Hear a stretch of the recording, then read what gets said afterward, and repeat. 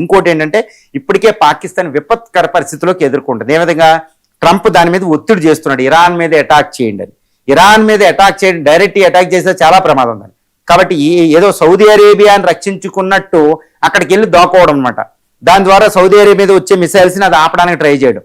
ఇప్పటికీ అమెరికా రక్షణ వ్యవస్థలే, America Patriot, తాళ్ లాంటి ఎయిర్ డిఫెన్స్ సిస్టంలో Saudi Arabia David Sling, Iron డోమ్లే పనిచేయనప్పుడు ఆఫ్టర్ పాకిస్తాన్ ఎయిర్ డిఫెన్స్ సిస్టమ్లు ఎక్కడ సౌదీ అరేబియాని రక్షిస్తాయి అనేది ఇట్స్ ఎ సింపుల్ క్వశ్చన్ అనమాట. ఇట్స్ ఎ పూలిస్ట్ క్వశ్చన్ అనమాట. అంటే పాకిస్తాన్ తప్పించుకుంటుంది, మేము కూడా రక్షిస్తాం, యుద్ధంలో ఉన్నాం, ఇరాన్కి వ్యతిరేకంగా అమెరికాని కాకాపడడం, సౌదీ అరేబియాని కాకాపడడం, ఎక్కువ లోన్లు తెచ్చుకోవడం, అంతే తప్పితే ఏమీ దాని సైనిక దళాలు నిష్ప్రయోజనం. అక్కడ ఉన్నా లేకపోయినా ఒక్కటే అని చెప్పొచ్చు. దానికి సౌదీ అరేబియాలో ఈ ఫుడ్ కలిసి వద్దనమాట సైన్యాలకి, అది కూడా పెద్ద కష్టంగా ఉంది ఇప్పుడు పాకిస్తాన్కి. ఒక రకంగా ఇది ఇండియా పన్నిన ఒక వ్యూహం అని కూడా చెప్పొచ్చు. ఇప్పుడు ఏంటి, ఇరాన్కి పాకిస్తాన్ శత్రు దేశంగా తయారైంది.